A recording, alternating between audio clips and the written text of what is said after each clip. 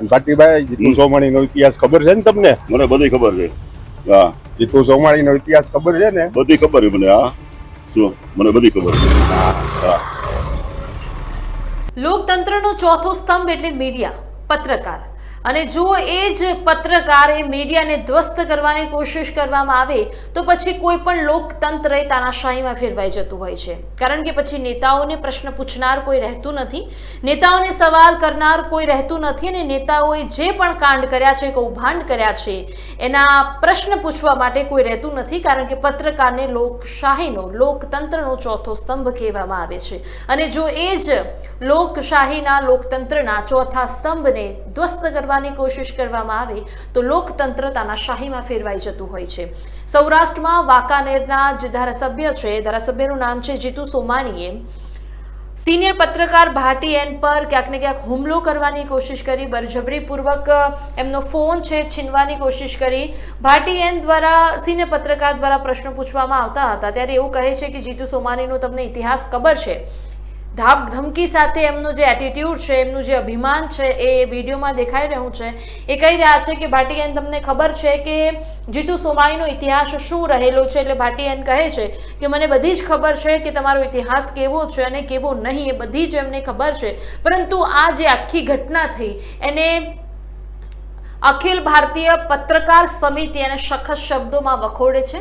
કારણ કે પત્રકારો સાથે આ પ્રકારની બળજબરી કરવામાં આવે, આ પ્રકારનો જો એમને માર મારવામાં આવે તો એ કોઈ દિવસ કોઈ પત્રકાર સમિતિ ચલાવી નથી રહેતું. એમના દ્વારા એવું પણ કહેવામાં આવ્યું છે, ભાટીએન દ્વારા, સિનિયર પત્રકાર દ્વારા એવું કહેવામાં આવ્યું છે કે એમના માણસો દ્વારા મને મારવામાં આવ્યું, જબરજસ્તી કરીને મને મારવામાં આવ્યો, ગરદાપાટું કરવામાં આવ્યું, એવું પણ કહેવામાં આવ્યું છે. હવે તમે વિચારો કે પત્રકારોનો અવાજ દબાવવાનું પણ કામ હવે ધારાસભ્યો કરી રહ્યા છે.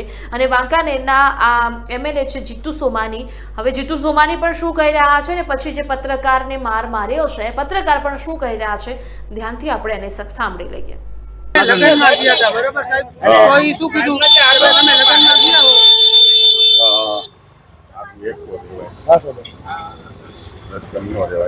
જો ધારાસભ્ય શ્રી જીતુભાઈ સોમાણી આવ્યા છે અને જીતુભાઈ ને પણ જીતુભાઈ આ બધા સિવાયની કોઈ વસ્તુ હલાવીશ નહીં. શું જેટલું સેટઅપ છે, હા કામ કરતા છે, હા. એ લોકોને રાખવામાં આવશે. બરાબર. બાકી કોઈને કઈ રાખવામાં નહીં આવે. 58 વર્ષ ઉપરના નહીં રાખવામાં આવે. સરકારના ધારા ધોરણ મુજબ, નિયમ મુજબ સાહેબ જે સેટઅપ ખાલી હોય એ તો કરતા છે. હે સેટઅપ ખાલી હોય એ નિયમ મુજબ. સેટઅપ કેટલાનું છે ખબર છે તમને? અહીંયા 59 નું ખાલી બતાવો. હે 59 તો એના ઉપર દરખાસ્ત મૂકીને એ લોકોને પેલા કરાવાય. વર્ષોથી જે જૂના કામ કરતા હોય ને એ લોકો આ 15 જણાને કોણ ચડાવ્યા હતા? નહોતા ચડતા તો કોણ ચડાવ્યા હતા? એ ક્યાં ગયા? એને આપણે રજૂઆત છે અંદર કરી. બાકી ખોટી વાત, રોજ ઉઠીને ટોળા ને ટપાટા મહિના નિયમ બે મુજબ ફેરે જ ટોળા ટપાટા આવે છે, એ વસ્તુ મને પુવાણ નથી. બરોબર. અને ભાટીભાઈ જીતુ સોમાણીનો ઇતિહાસ ખબર છે ને તમને? મને બધી ખબર છે. હા, જીતુ સોમાણીનો ઇતિહાસ ખબર છે ને? બધી ખબર છે મને. હા, શું મને બધી ખબર છે. હા. હું આજે છે ને 12 વાગ્યાની આડેગાડે લગભગ સફાઈ કર્મચારીઓ રહ્યા ને એના પ્રશ્નો માટે એના પ્રમુખની બધા આવ્યા હતા. એટલે હું નગરપાલિકાએ મને બોલાવ્યો. એટલે નગરપાલિકાની બારે બધા કર્મચારીઓ અને એના પ્રમુખ ને બધા આવ્યા હતા, સંઘના એના બધા. અને બધાનું એનો પ્રશ્ન શું છે અને એ પ્રશ્નોને એને બધાને ભાટી ટીવીમાં બધું એનું કવરેજ કરતો હતો એમ. એટલે બધા એના પોતપોતાના પ્રશ્નોની બધા કહેતા હતા એમ, અને હું કવરેજ કરતો હતો. અને એ દરમિયાન જીતુભાઈ સોમાણી એક્ટિવા લઈને અને એના માણસો બધા, ધર્મેન્દ્રસિંહ જાડેજા અને કેતનગીરી ગોસ્વામી અને બીજા અન્ય 4-5 એના બધા માણસો બધા આવી અને સીધું એને સ્કૂટર રાખ્યું. અને થોડીક વાર એને બધા સફાઈ કર્મચારીઓ અને એની સાથે એને બધા એને વાતો કરીને એને કહેવા માંડ્યા કે ભાઈ તમને આમાં હું આમ જે ખોટું ટોળા ટપાલ તમે લઈને અહીંયા આવશો તો હું તમને અહીંયા રાખીશ નહીં ને, તમે એમને 60 વર્ષની ઉંમરના હશે એને નહીં રાખવું ને, મેં હમણાં 15 જણાને મેં અહીંયા રાખ્યા, તમે બધાને ખબર છે ને આ ને. નગરપાલિકાની પોતે વાતો કરવા માંડ્યા. એ ધારાસભ્ય છે તો એને આ નગરપાલિકાની એને ચર્ચા કરવાની શું જરૂર છે એમ. અને એ બધી નગરપાલિકાને લગતી નગરપાલિકાના પ્રમુખો એવી રીતે પોતે બધા એની ચર્ચા કરતા હતા. અને હું એનો વિડીયો ઉતારતો હતો એટલે વિડીયો ઉતારતા એને ઓટોમેટિક એને મને શું થયું એને અને મને કે જીતુ સોમાણી શું છે એ તને ખબર છે ને મને કે ભાટી એટલે મેં કીધું મને ખબર છે. મેં કીધું ફરી પાછું એને કીધું કે જીતુ સોમાણી શું છે એ ખબર છે ને તમને? એટલે મને કીધું મને ખબર છે.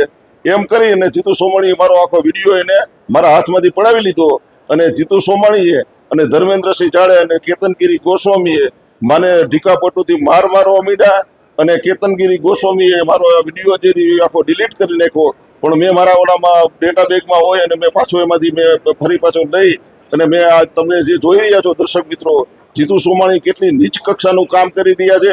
કારણ કે જીતુ સોમાણીના મેં અત્યારે જે બધા જે નગરપાલિકાના પ્રશ્નો જે છે, નગરપાલિકાની જે સાચી વાત છે, નગરપાલિકાના જે બધા પ્રશ્નો છે તે આજ ભાટી ટીવીના માધ્યમથી હું ઉતારું છું મિત્રો. આજે હું ખરેખર આજે હું તમને એટલું કહેવા માંગુ છું કે અત્યારે જે વાંકણીની અંદરમાં જે ચાલી રહ્યું છે ભાટી ટીવીના માધ્યમથી હું બતાવી રહ્યો છું મિત્રો.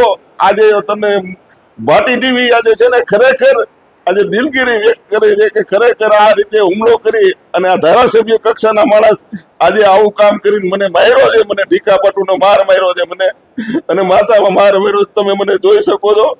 મેં કોઈ દિવસ કોઈનું ખરાબ નથી કર્યું. મેં સત્યને જ હું સત્ય હું હજી કહું છું કે હજી ભાટી ટીવી સત્ય બોલશે જ. હજી હું બોલવાનો જ છું. એમ મને કદાચ મારી નાખે ને તોય પણ હું બોલવાનો સત્ય હું હંમેશા બોલીશું અને સત્ય જ હું ઉજાગર કરું છું. અને વાંકાનેરની અંદરમાં 20 વર્ષ થયા જે આ ચાલી રહ્યું છે ને એનો આ બધા હવે બધા ખબર પડે છે પ્રજાને કે સાચી વાત શું છે. ભાટી ટીવી વાંકાનેરની અંદરમાં સત્ય વાત જાહેર કરી રહ્યું છે.